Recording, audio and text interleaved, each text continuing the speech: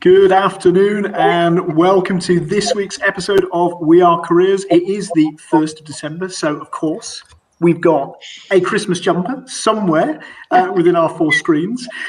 Very good to kind of have you all here with us today, and thanks for joining us for the third episode in our latest series. Very, very topical one as we're going to be coming on to when we talk about the theme today. For those who've not met me before, my name is Chris Webb. I'm a higher education careers professional and registered career development professional with the CDI. Very good to kind of meet all of you virtually. If you've not watched us before and if you're tuning back in, great to have you with us again. Now, as always, I'm joined by my fantastic co-host, meet Sabiha. Sabiha, how are you doing this week? You're having a good week, and would you like to introduce yourself for everybody watching at home? Hello and good afternoon. Thank you so much, Chris. Now, FYI, in case you're sort of wondering, we did have, I don't know, this season seems to be really testing us when it comes to the tech stuff. And so we have got a couple of tech issues going on in the background, but bear with us if you kind of feel there's a couple of glitches, but we're going to soldier through. And speaking of Chris and Christmas vibe, 1st of December, who else is feeling the Christmas vibe? Have you got your Christmas decorations up? I drove past a house about 2 weeks ago and already Christmas lights were up. So let us know, which part of the world are you watching from today? Hop in, use the chat box feature, whichever platform you're watching from. Let us know. Are you feeling the Christmas vibe, as Chris said? Now, today's show, we haven't just got one guest. We've got two extra special. It's beginning to feel a bit like Christmas here in the studio as well. So who do we have joining us? So, thanks for joining us in the career space. For this week's topical chat, we're going to be looking at the worlds of career and education. And coming up in today's show, we're going to be speaking with the CDI CEO, David Morgan, and Dr. Julia Yates, who happens to be a senior lecturer, as well as many other things that she does, which she's going to be telling us about at the City University of London regarding the up-and-coming CDI National Conference, which is going to be taking place on the 9th and 10th of December. Have you booked your tickets? Have you even heard about the conference? Perhaps you haven't. Well, today's show, we're going to be unearthing and we're going to be giving you a sneak peek at some of the brilliant keynote speeches that are going to be taking place, as well as the workshops at the conference. Now, as always, we're going to be starting off with the shout outs to some of our inspiring members who have joined recently the careers community, and rounding off as always with proceedings with the latest news from the CDI and the general career sector and the wider world of communities. Now, for those of you that don't know me, my name is Meet Sabiha. I'm a career coach. I work internationally, predominantly with graduates and early emerging talents. I work in 12 different countries. I have several programs, including the I Am Thriving career coaching program, as well as the I Got Hired Job Hunters program. Now, today's shout out is going out to several of our latest members. Now, each show, for those of you that are new and are just catching the show for the very first time, we like to celebrate the newest RCDP. So that's the Registered Career Development Practitioners, members of the CDI community. And we'd like for you to join us today to give them a warm welcome. So if you're watching this show live, or if you're watching on the playback, drop a clapping emoji or a smiley face.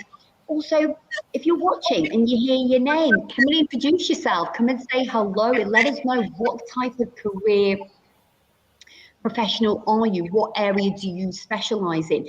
Perhaps maybe you saw a fellow colleague's name or a friend's or a family's name. If yes, tag them. Let them know that we're celebrating them by becoming members of this amazing and awesome community. And as always, hit the like button. If you're enjoying these shows, and if you're enjoying the awesome, amazing guests that we bring each time, make sure that you subscribe and hit that bell button on the YouTube channel. If you're watching these shows as a non-member, this is a great way to get reminders. And if you're getting excited and you're wondering how you can become a member, or you're interested about how you can join the CDI conference that's coming up on the 9th and 10th of December. More details about that, Chris and I'll be dropping that shortly. So who are we celebrating today? So firstly, let's run through the list. We've got Amanda Unger, we've got Lauren Simpson, Karen Howarth, Adele Smart, Emma Smith, and Hella Blakeman. So congratulations, it's a full ladies list this week. So well done and congratulations. Did you recognize any of the names? Was your name mentioned? pop in the chat, come and say hello.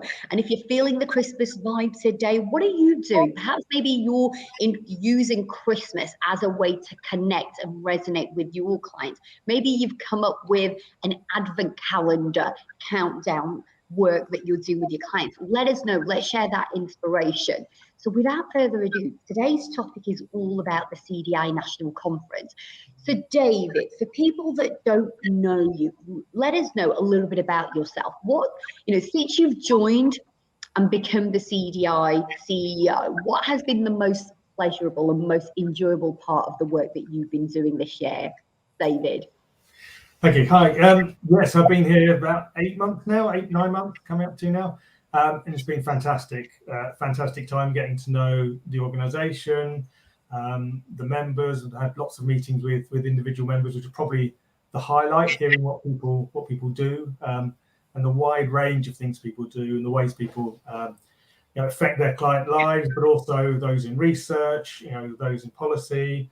So I think that my highlight would definitely be all the conversations I've had and how much there's been to learn, and I still have a lot to learn, I'm sure, about what we do, and then that leading nicely into the conference about the impact that we have. So, seeing the impact people have at an individual level and how we can help make that go through to a much more macro level is the bit I'm probably enjoying most. But good to be back as well, because I'll be here. Oh, well, we always love having you. So any excuse that Chris and I can come up with, and I think the viewers will agree, if you're happy to see David here again today, hearing from your CEO, let us know in the chat box what it is. And if you've got questions, by the way, for either David or for Julia, do let us know in the chat box. This is your opportunity. It may not be, you might feel, it's not often you get to speak to the titans of our industry. So today is your opportunity. So Julia, how about you? I know that you've been in the career space for more than 25 years.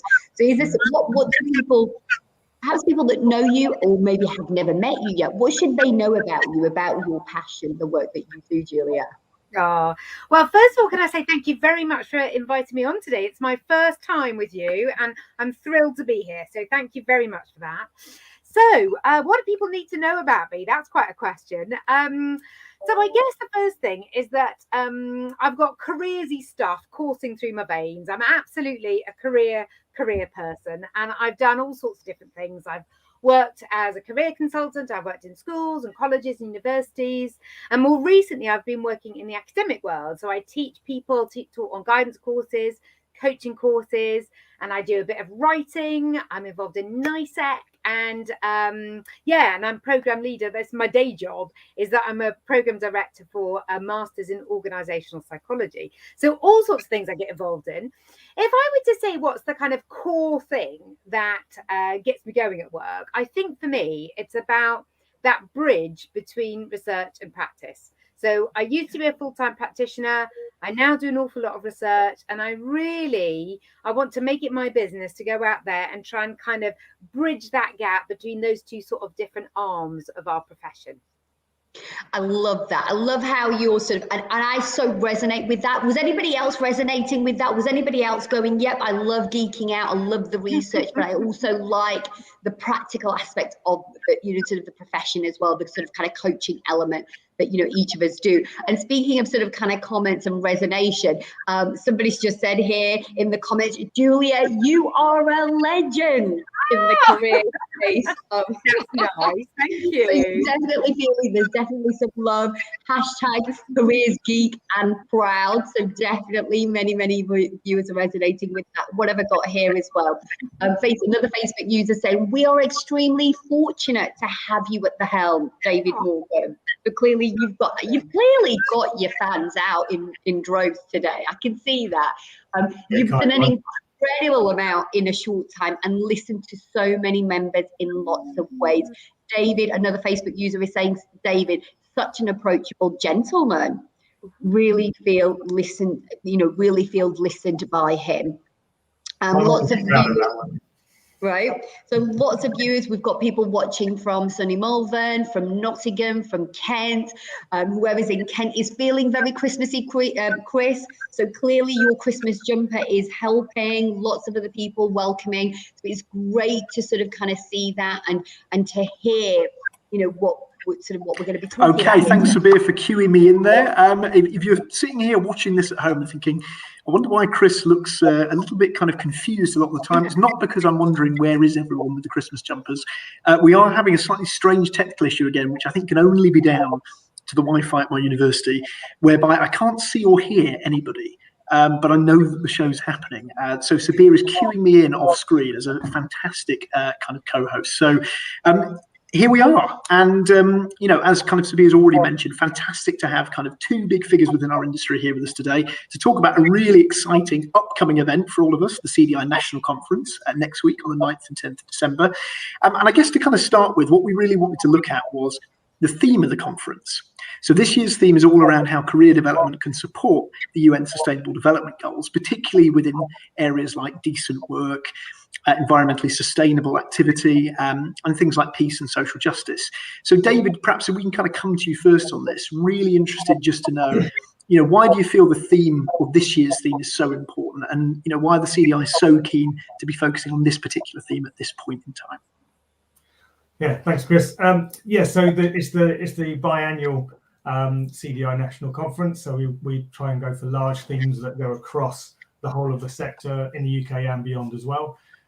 And really, certainly what I've heard and talked about since I've joined has been how career guidance, the career sector helps people both at an individual, an economic and social level. And really what we wanted to do in this conference is explore that and lift it up to the highest possible level, kind of the macro level, if you like.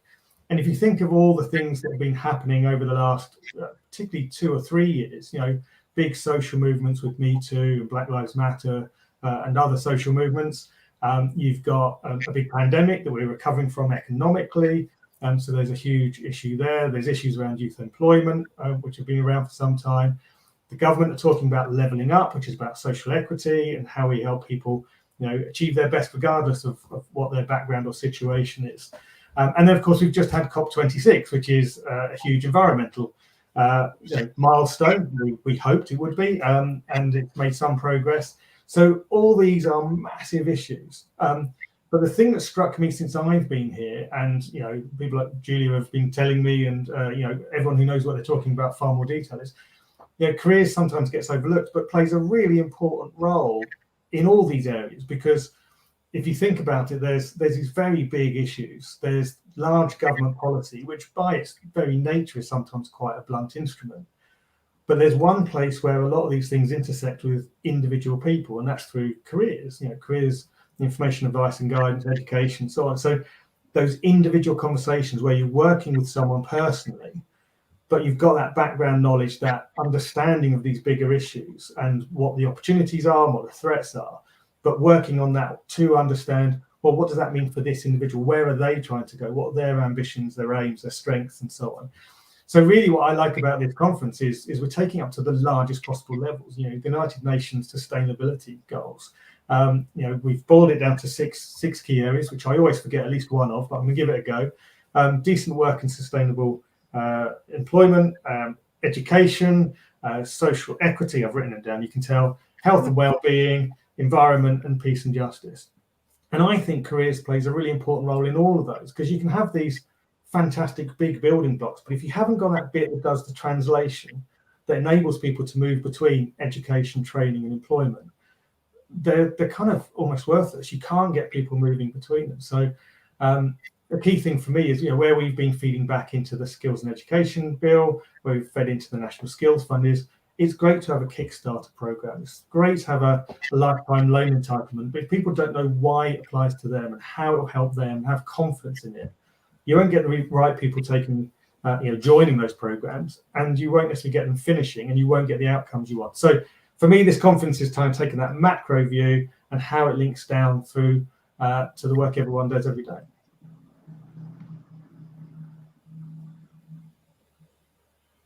Okay, I know sort of I'm thinking I'm going to let Chris kind of settle in, but while Chris is doing that, Julia, it'd be really great to sort of hear from you in terms of, why you feel this theme is particularly important in terms of where we stand as a profession and as a society. I mean, David's picked up some really great points. What more would you add to that, Julia? I really want to sort of echo some of the things that David said. So I love that idea about this being a chance for us to almost remind ourselves about the position and perhaps the influence that we can exert within our profession. It sort of feels like quite a privileged position that we have, that we can influence people in so many different ways about so many different things. And it's so important that we spend a bit of time thinking about how we can best use that privileged position to kind of, make the world a better place. And I particularly love these, UN goals, thinking about them. I mean, David was talking about how sort of big picture they are. And that's absolutely right, that we're looking at stuff at a kind of global level, but we're also looking at things at a national level and an individual level. So I love the theme of the conference because it feels like it's ticking all the really important boxes and really reminding us about the influence that we can have and the position that we can hold as career practitioners in the career profession. And is that getting, sort of kind of, as you're listening to both David and Julia share their insights and give you a little bit of a teaser of what's going to be coming up, if you've booked your tickets already for the 9th or the 10th, is it getting you excited? Are you sort of kind of sitting there going, yay, okay, I'm glad I've got my ticket? Or perhaps you're watching right now and you're going, oh, this sounds really interesting. I need to be here. Well, keep watching. Chris and I are going to be sort of kind of dropping links on how you can sort of kind of go ahead and book. And honestly, the cost of the conference is so reasonably priced. It perhaps is going to maybe even shock you how little it actually costs to take part in there. And so sort of kind of following on from what both David and Julia have talked about, sort of in terms of what's going to be happening and what sort of the theme is and what, particular why that these themes are important in 2021. Julie, I'm going to come to you first. Now, you're going to be delivering a keynote on one of the days, okay, at the conference, entitled Thriving at Work. And I've got to say, for me personally, okay, having developed my own program called I Am Thriving, this is something that really sort of kind of connects with me. Now, you're going to be talking about thriving at work. What makes people happy in their jobs? A subject I'm sure many of our viewers, I know I am, will be exploring with their clients in their work, particularly over the past sort of 20 months. So can you give us a little bit of a taster of what attendees might expect from your keynote, Julia? Yeah, definitely. I'll try and give a few hints without giving too many spoilers.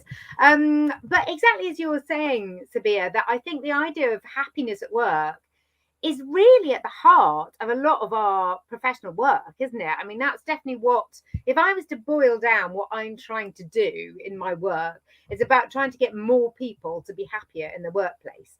So I think a really, in-depth understanding of what are the factors that make people happy is a really important thing for us to have. So one thing I'm hoping that the session will do, it's the Friday, I'm a Friday morning, I'm up.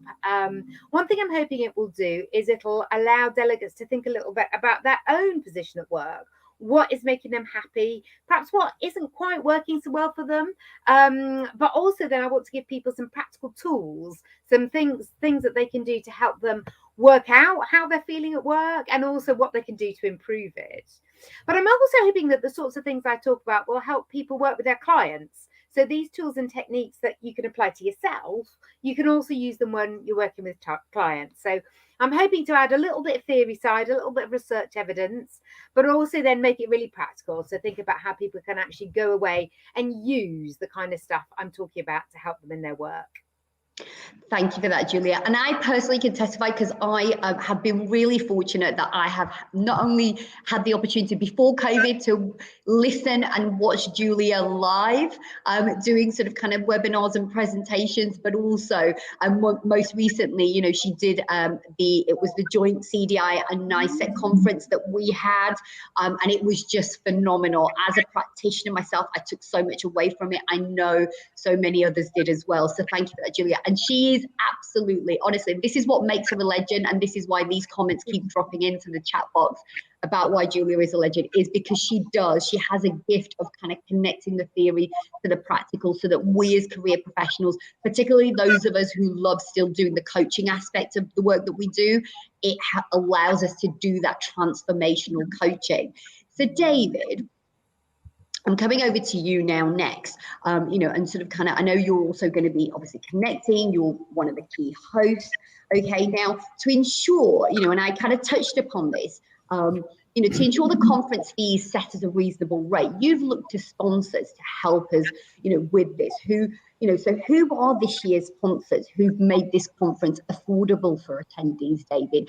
And, sort of kind of give us a little bit of a teaser about what you're going to be talking about as well at the conference this year, David, because it is going to be your first. Thank you. Yeah, it's my first. Yeah, as ever, we're really grateful to our sponsors because they help us put the conference on as they have done with other ones, and keep the prices as low as we can. And we do try and keep prices down, but we need to cover costs. And this year's headline sponsor is Unifrog. We're really pleased to be working with them again. And our exhibition and goodie bag sponsor is the University of Winchester. And the goodie bag is. Did I just hear goodie bag? I'm like, did you face light up? I was like, goodie bag? Okay, so attending goodie bags. Okay, you heard this first, everybody. If you didn't know you were getting goodie bags for attending, yes, you are right now. David just revealed that. So go and carry on, David. Yeah, you are. You're getting unfortunately virtual ones rather than real ones, and not quite up to the level of the Oscars, but. No, they're really good. We've got some fantastic giveaways in there. So Pete Robertson, who is doing the opening keynote talk, has written a special briefing paper based on his talk that's going in there. We've got some other giveaways which have been kindly donated. We've got some fantastic special offers from our sponsors and exhibitors and from CDI. So we're putting in an offer around future training and events. So quite a few key things in there going in the goodie bag. And in terms of what I'm doing, I've got the lovely job of just introducing each of the key sessions and doing the closing remarks. We've broken the conference into 3 sessions. So Thursday morning, covering two of the goals. Thursday afternoon, the other 2. So Pete Robertson's doing the opening talk for the Thursday morning. David Bluestein's doing a talk on the afternoon. Julia's opening day 3, which will be the last two goals. And I sum up at the end, so I get the easy job. Love that. Okay, now I'm just going to give Chris. Yeah, that's fantastic. So, I mean, I'm wary that I might have missed something that someone said. So I don't want to repeat any comments here, but I think, Julia, what you just mentioned there a little bit earlier around kind of helping sort of delegates to really think about, their career and sort of, what brings them happiness. Really, really important. I had a session the other day delivering a career readiness session with some masters in kind of fine art and design students. And actually the academic that was co-delivering the session with me turned around at the end. It was all about self-reflection and self-awareness in relation to our career development.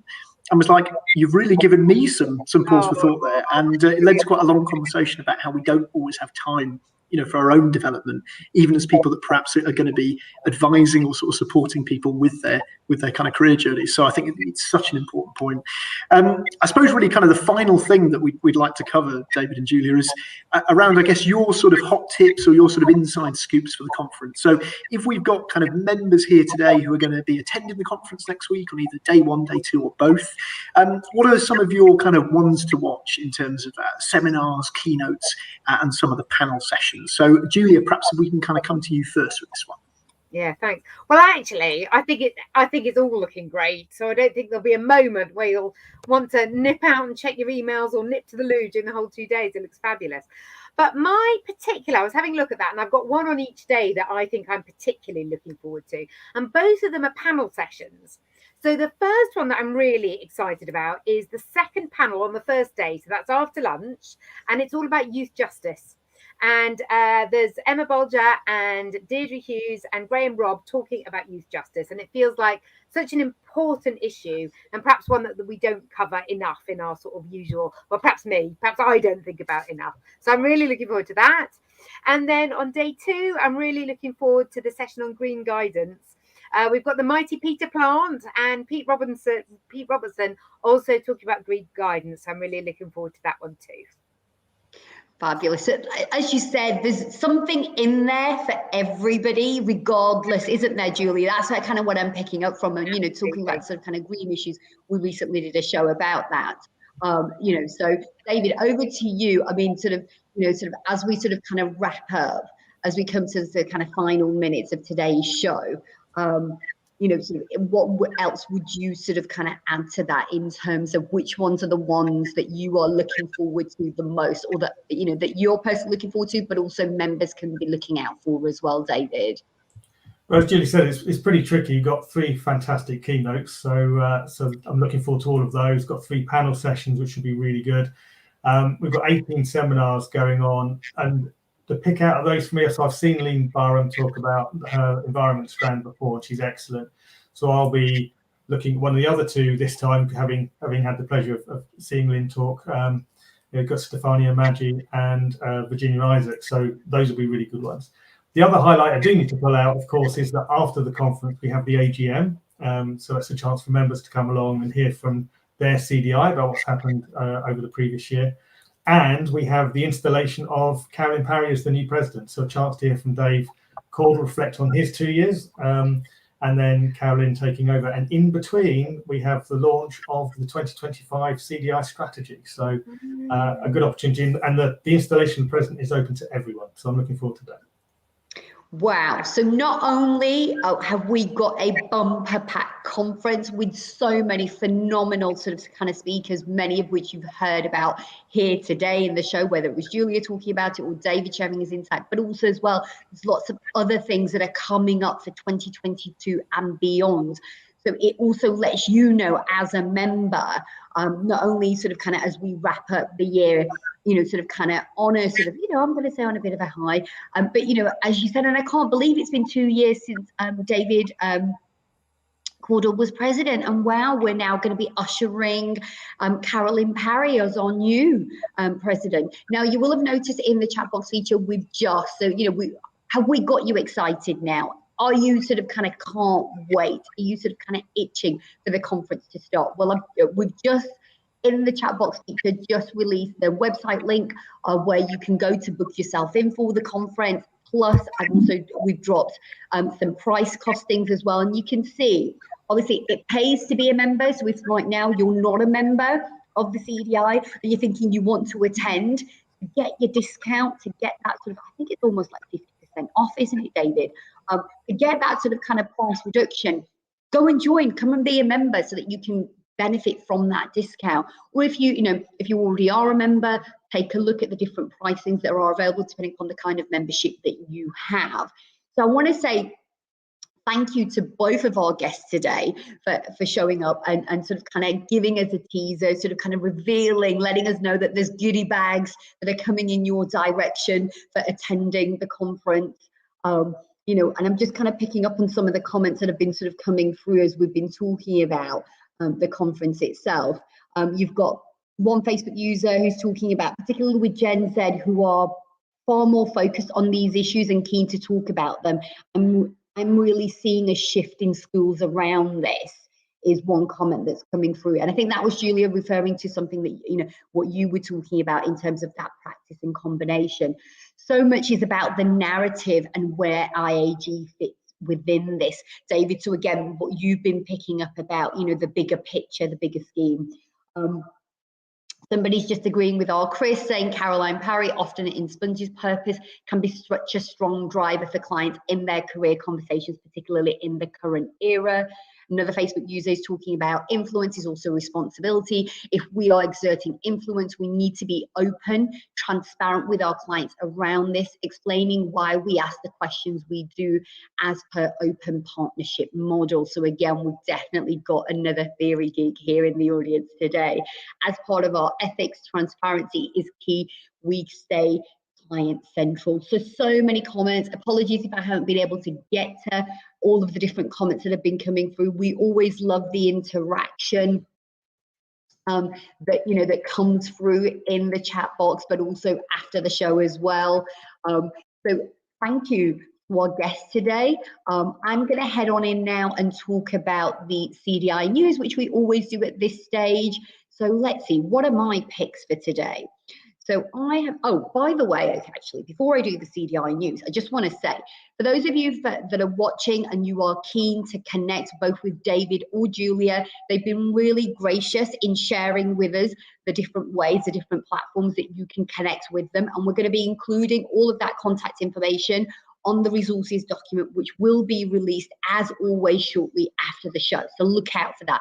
Plus all the news, data, and any of the key information that we've shared here today will be included in the resources document. FYI, yes, you do need to be a member of the CDI to get access to this additional bonus resource that we give out each show. So what are my top 3 picks today for the CDI news? So I've gone with the CDI supports this key skill. You know, as career professionals, as practitioners, we've all learned and practiced interview skills in our original training courses. As such, a key skill benefit for it is really good to do a regular refresh, rethink, and reposition in changing times. And so that part of the CDI training and events program, there is several supporting client wellbeing during career transition is taking place. New dates have just been dropped for the 7th of January, helping your clients find their purpose, which is something that we've been talking about here today, right?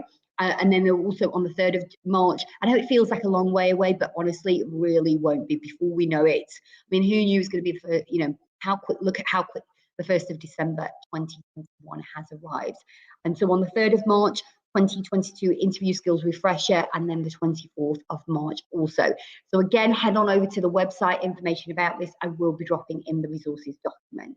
Now, we've heard a lot today about the conference that's coming up next week. However, did you know nominations are now open and you can submit your entry before 5 p.m. on Friday the 17th of December for the UK Career Development Awards, which is a high point in the CDI events calendar for 2022. Now, there are various categories that you can either self-nominate or you can nominate yourself. The categories include public sector careers advisor and career coach, and private sector careers coach and consultant of the year, which is new this year, careers leader of the year, careers program for both pre-16 education and post-16 education, innovative employer engagement activity, use of technology in career development, and research by a career development practitioner.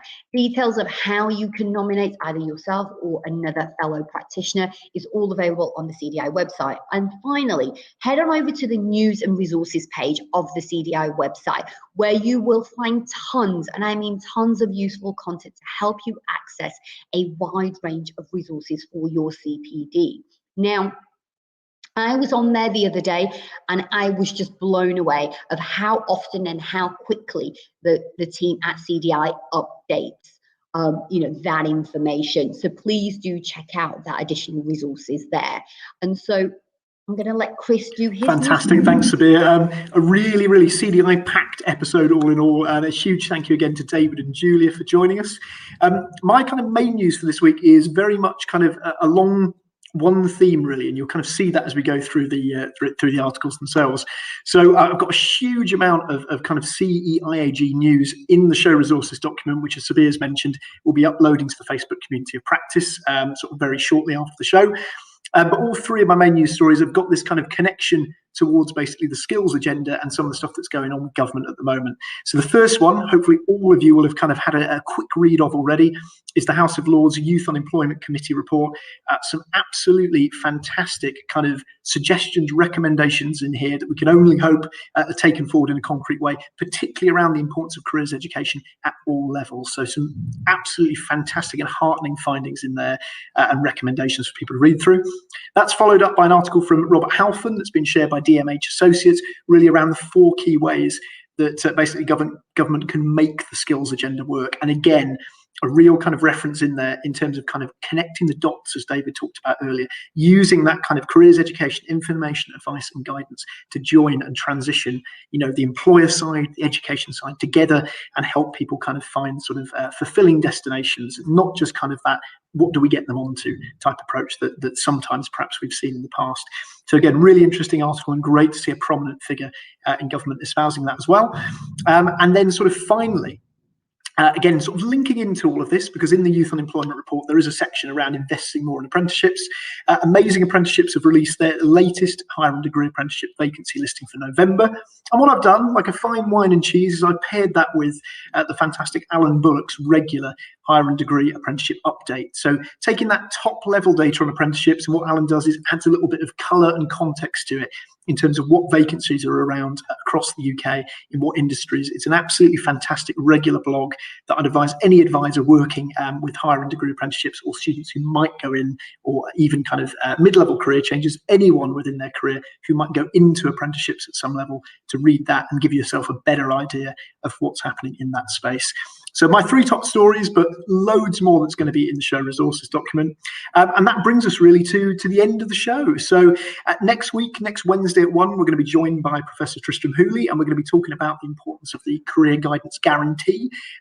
Again, something that's really tied into the Youth Unemployment Committee report, and indeed the article from Robert Halfon. So that's going to be a really fantastic show. Don't miss it. But all that really remains then for now is to say a huge thank you to David and Julia for joining us today. A massive thank you to Sabiha for again being a fantastic co-host and steering the ship with a slightly errant co-pilot. And a massive thank you to all of you at home for watching. Hope you have a great week, and we'll see you all next week.